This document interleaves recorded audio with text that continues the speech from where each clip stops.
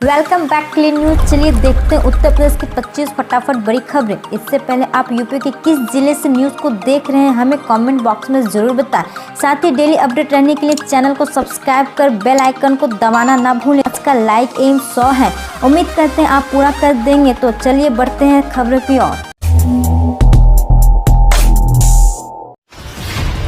Supreme court ने चुनाव आयोग को फटकारा, पूछा यूपी पंचायत चुनाव का काउंटिंग टाला जा सकता है। कोरोना वायरस संकट के दौर में उत्तर प्रदेश में हुए पंचायत चुनाव के वोटों की गिनती आज 2 मई को होगी। हालांकि यूपी पंचायत चुनाव के वोटों की गिनती को कुछ समय के लिए टालने के लिए सुप्रीम कोर्ट में एक याचिका दायर की गई है, जिस पर कल यानी शनिवार को सुनवाई हुई। राज्य में पंचायत चुनाव की मतगणना से ठीक पहले सुप्रीम कोर्ट ने शनिवार को उत्तर प्रदेश चुनाव आयोग को फटकार लगाई और कहा कि अगर कोरोना संकट को देखते हुए मतगणना को स्थगित कर दिया जाए तो कोई आसमान नहीं टूट पड़ेगा। शिक्षक कर्मचारी संगठनों का दावा, यूपी पंचायत चुनाव ड्यूटी में गई 1500 की जान नहीं करेंगे मतगणना। यूपी के शिक्षक कर्मचारी संगठनों का दावा कि पंचायत चुनाव में ड्यूटी के कारण संक्रमण से 1500 से अधिक शिक्षकों और कर्मचारियों की जान चली गई है।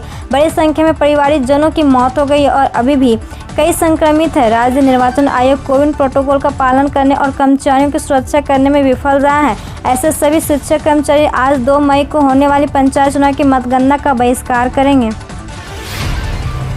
यूपी पंचायत चुनाव मतगणना में अब कोविड नेगेटिव रिपोर्ट जरूरी नहीं, केवल पल्स ऑक्सीमीटर पे होगी जांच। लखनऊ में आज 2 मई को होने वाली पंचायत चुनाव की मतगणना परिसर में उम्मीदवार और उनके एजेंट पल्स ऑक्सीमीटर से स्वस्थ पाए जाने पर ही प्रवेश पा सकेंगे। मतगणना स्थल में प्रवेश के लिए अब RT-PCR या एंटीजन टेस्ट की नेगेटिव रिपोर्ट होने की बाध्यता खत्म कर दी गई है। जिला निर्वाचन अधिकारी अभिषेक प्रकाश ने बताया कि जिले के सभी 8 ब्लॉकों में मतगणना कोविड-19 के प्रोटोकॉल का पालन करवाते हुए कार्रवाई जाएगी। यूपी में बेड और ऑक्सीजन की कमी नहीं, अपनी सरकार के दावों की पोल खोल दे बीजेपी के विधायक और सांसद। उत्तर प्रदेश में कोरोना वायरस में अभूतपूर्व उछाल देखने को मिल रहा है। बढ़ते कोरोना के मामलों के चलते यूपी देश के सबसे खराब राज्यों में शुमार हो गया। अव्यवस्था और खस्ताहाल स्वास्थ्य सेवाओं की खबरें लगातार सामने आ रही है। सत्तारूढ़ बीजेपी के निर्वाचित प्रतिनिधि भी स्थानीय प्रशासन और स्वास्थ्य सेवा प्रणाली की विफलताओं को लेकर लगातार सवाल उठा रहे हैं। बीजेपी के विधायक और सांसद लगातार सीएम और प्रशासन को पत्र लिखकर अपनी नाराजगी जाहिर कर रहे हैं। ये पत्र सोशल मीडिया पर भी वायरल हो रहे हैं। प्रतिनिधि अपने बयान जारी कर रहे हैं। ये पत्र संकेत दे रहे हैं कि यूपी बीजेपी इकाई में सब कुछ ठीक नहीं है। यूपी के 7 जिलों में शुरू हुआ वैक्सीनेशन का महाअभियान। लखनऊ में 3000 लोगों को लगेगी वैक्सीन। राजधानी लखनऊ समेत यूपी के 7 जिलों में शनिवार यानी 1 मई को 18 वर्ष से अधिक उम्र वाले युवाओं का वैक्सीनेशन अभियान शुरू किया गया। उत्तर प्रदेश के अपर मुख्य सचिव स्वास्थ्य अमित मोहन प्रसाद ने बताया कि वैक्सीनेशन से जुड़े पहले चरण का यह महाअभियान प्रदेश के उन 7 जिलों में शुरू किया गया है जहाँ कोरोना संक्रमण के मामले 9000 से अधिक है। इन 7 जिलों में लखनऊ, कानपुर नगर, प्रयागराज, वाराणसी, गोरखपुर, मेरठ और बरेली का नाम शामिल किया गया है। सुप्रीम कोर्ट ने आज 2 मई को पंचायत चुनाव की मतगणना की दी अनुमति। यूपी पंचायत चुनाव की 2 मई को होने वाली मतगणना को स्थगित करने को लेकर दाखिल याचिका पर सुनवाई करते हुए सुप्रीम कोर्ट ने आदेश दिया है कि हम इलाहाबाद हाई कोर्ट के आदेश में दखल की जरूरत नहीं समझते। जो प्रोटोकॉल हमारे सामने रखा गया उनका पूरी तरह से पालन हो। मतगणना केंद्र के बाहर सख्त कर्फ्यू हो, कोई विजय रैली ना निकाली जाए।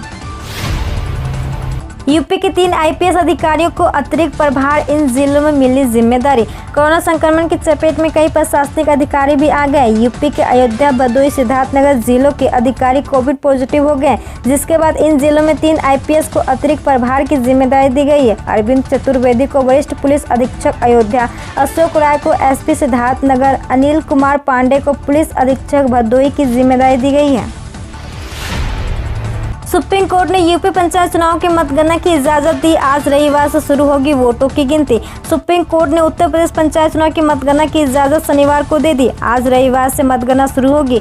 सुप्रीम कोर्ट ने कहा कि मतगणना केंद्र पर वरिष्ठ अधिकारियों को नियुक्त की जाए, जिन्हें जिम्मेदार उठाया जाएगा। उधर यूपी सरकार ने कहा है कि प्रमुख सचिव स्तर के अफसर नियुक्त किए हैं। शीर्ष न्यायालय ने कहा है कि जब तक मतगणना चलेगी कर्फ्यू जारी रहेगा, कोई विजय जुलूस नहीं होगा। अखिलेश यादव का तंज, कहा योगी सरकार ने फिर पहन लिया वाहवाही वाला चश्मा। समाजवादी पार्टी अध्यक्ष अखिलेश यादव ने कहा कि कोरोना संक्रमण से उबरने के बाद मुख्यमंत्री योगी आदित्यनाथ ने फिर से अपना पुराना चश्मा पहन लिया, जिसमें उन्हें हर तरफ अमन चैन और सरकार की योजनाओं की धूमधाम दिखाई देने लगी है। वाहवाही वाला चश्मा उतार कर वे देखे तो उन्हें जमीनी हकीकत में चारों तरफ हाहाकार और परेशान हाल लोगों के चेहरों पर दर्द दिखाई देता। यूपी में रोजगार की निरंतरता के लिए सरकार जुटी। कोरोना संक्रमण के बढ़ती लहर के बीच यूपी में शहरों से लेकर ग्रामीण क्षेत्रों तक लोगों के लिए रोजगार के अवसर मुहैया कराने पर सरकार का पूरा जोर है। पिछले साल की तरह लोगों के सामने रोजगार का संकट न आए, इसके लिए निवेश संबंधी प्रस्तावों को तेजी से स्वीकृति प्रदान करने के साथ ही ग्रामीण क्षेत्रों में मनरेगा तथा अन्य योजनाओं में रोजगार मुहैया कराने के सरकार ने निर्देश दिए हैं। शनिवार और सोमवार को बंद रहेंगे सभी बैंक, सिर्फ इस तरह कर सकेंगे पेमेंट। कोविड-19 संक्रमण को फैलने से रोकने के लिए उद्देश्य से प्रदेश सरकार ने शनिवार, रविवार और सोमवार को पूर्णतः लॉकडाउन की घोषणा की है। अब शासन के आदेश पर गाजियाबाद के जिलाधिकारी ने शनिवार और सोमवार को बैंक पूरी तरह बंद रखे जाने के निर्देश दिए हैं। जिलाधिकारी ने दिए गए आदेश में साफ तौर पर कहा गया है कि कोविड-19 संक्रमण को फैलने से रोकने के उद्देश्य से अब बैंक शनिवार और सोमवार को भी पूरी तरह बंद रहेंगे, लेकिन नेट बैंकिंग और अन्य विकल्प के द्वारा बैंक या उपभोक्ताओं लेन देन कर सकते हैं। यूपी के सभी स्कूल अब 10 मई तक रहेंगे बंद, महामारी के चलते फैसला। मुख्यमंत्री कार्यालय द्वारा जारी निर्देश के अनुसार कक्षा 1 से 12 तक के सभी सरकारी और प्राइवेट स्कूल तथा कोचिंग संस्थान 10 मई तक बंद रहेंगे। इस दौरान ऑनलाइन क्लासेस आयोजित करने पर भी प्रतिबंध होगा। इससे पहले सरकार ने 30 अप्रैल तक राज्य में शैक्षणिक संस्थानों को बंद करने का आदेश दिया था, जिससे अब बढ़ाकर 10 मई कर दिया गया है। यूपी असिस्टेंट प्रोफेसर भर्ती परीक्षा पर संशय, जाने डिटेल। कोरोना के कारण अब तक कई भर्ती परीक्षाएं स्थगित की जा चुकी है। यूपी उच्चतर शिक्षा सेवा आयोग की असिस्टेंट प्रोफेसर भर्ती परीक्षा पर भी अब संशय है। तय शेड्यूल के अनुसार इस परीक्षा का आयोजन 26 मई 2021 को किया जाना है। यूपी पुलिस में SI/ASI के 1329 पदों पर निकली वैकेंसी। अगर आप सरकारी नौकरी की तैयारी कर रहे हैं तो आपके लिए अच्छी खबर है। यूपी पुलिस में बम्पर वैकेंसी निकली। इसके लिए एप्लीकेशन प्रोसेस कल यानी 1 मई से शुरू हो चुकी है।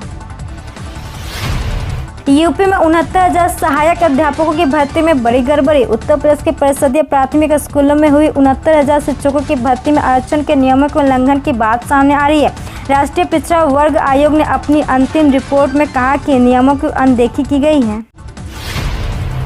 यूपी बिहार जाने वाले यात्रियों को रेलवे की सौगात, आज से चलेगी ये समर स्पेशल ट्रेनें। रेल यात्रियों की सुविधा के मद्देनजर उत्तर रेलवे ने दिल्ली जंक्शन से भागलपुर, जयनगर, दरभंगा, सहरसा और कामाख्या के लिए 5 समर स्पेशल ट्रेनों का संचालन करने का फैसला किया। इन सभी ट्रेनों के संचालन से यूपी, बिहार और आसाम जाने वाले यात्रियों को बड़ी संख्या में ट्रेन सेवा उपलब्ध हो सकेगी। हुनरमंद युवाओं को आत्मनिर्भर बनाएगी यूपी सरकार, इन योजना में देगी 20,000 रुपये। कोरोना महामारी के चलते समाज के तमाम वर्गों के सामने खड़े हो चुके आर्थिक संकट को देखते हुए उत्तर प्रदेश सरकार ने प्रदेश के युवाओं को आत्मनिर्भर बनाने की दिशा में एक बड़ा कदम उठाया। सिलाई कढ़ाई में माहिर युवाओं को सरकार 20,000 रुपये की आर्थिक सहायता देगी, जिसमें 10,000 रुपये अनुदान के तौर पर और 10,000 रुपये बिना ब्याज के लोन के रूप में दिए जाएंगे। रक्षा मंत्री राजनाथ सिंह ने सशस्त्र बलों को आपातकालीन वित्तीय अधिकार प्रदान किए। महामारी से जंग में देश तेजी से हालात पर काबू पाने की कोशिश में जुटा है। देश भर में लोग अपनी जिम्मेदारियों को समझते हुए कोरोना प्रभावितों की मदद पहुंचाने में जुटे हैं। देश की सेना भी लोगों को बचाने के लिए लगातार काम कर रही है। इस बीच रक्षा मंत्री राजनाथ सिंह ने सशस्त्र बलों को आपातकालीन वित्तीय अधिकार प्रदान किए हैं। रक्षा मंत्रालय के मुताबिक सशस्त्र बलों को ये आपातकालीन शक्तियाँ 3 महीने के लिए दी गई है, जो कल यानी 1 मई से शुरू होकर 31 जुलाई तक प्रभावी रहेगी। इससे पहले हालात पर काबू पाने के लिए पिछले हफ्ते केंद्रीय सशस्त्र बलों के चिकित्सा अधिकारियों को भी आपातकालीन अधिकार प्रदान किए गए थे। वायु सैनिक भर्ती की प्रोविजनल सिलेक्शन लिस्ट 31 मई तक स्थगित, जाने पूरी डिटेल।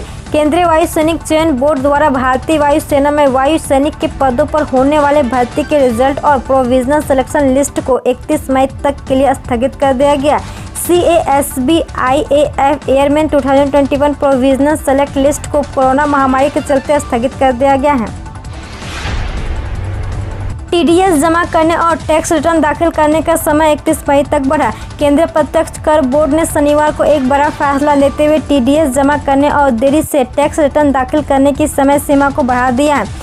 सीबीडीटी ने कोरोना संक्रमण के बढ़ते मामलों के मद्देनजर ये निर्णय लिया है। सीबीडीटी की ओर से जारी एक आधिकारिक बयान के मुताबिक वित्त वर्ष 2020 के आयकर रिटर्न दाखिल करने, आयुक्तों से अपील दायर करने और विवाद समाधान पैनलों के आदेशों पर आपत्तियां उठाने के लिए अतिरिक्त समय दिया गया है। केवाईसी अपडेट नहीं होने पर भी एसबीआई बंद नहीं करेगा खाता, अब बैंक जाने की जरूरत नहीं। कोरोना वायरस महामारी के बीच देश के सबसे बड़े भारतीय स्टेट बैंक ने अपने कस्टमर को बड़ी राहत दे दी है। बैंक ने कहा कि केवाईसी डिटेल अपडेट करने के लिए ब्रांच में जाने की आवश्यकता नहीं है। बैंक कस्टमर अपने केवाईसी मानदंडों को अपडेट कराने के लिए डाक या रजिस्टर ईमेल से आवश्यक डिटेल भेज सकते हैं। इसके साथ ही बैंक ने कहा कि केवाईसी डिटेल अपडेट नहीं करने पर 31 मई तक खाता बंद नहीं होगा। किसानों के खाते में आएंगे 4000 रुपये, बस करना होगा ये काम, फटाफट चेक करें डिटेल।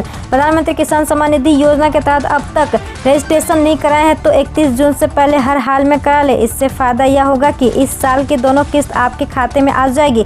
पीएम किसान सम्मान निधि के नियमों के मुताबिक अगर आप जून में आवेदन कर देते हैं और आपका यह आवेदन अप्रूव हो जाता है तो जून या जुलाई में आपका 2000 रुपये मिल जाएंगे। इसके बाद अगस्त में भी 2000 रुपये की किस्त आपके बैंक अकाउंट में आ जाएगी।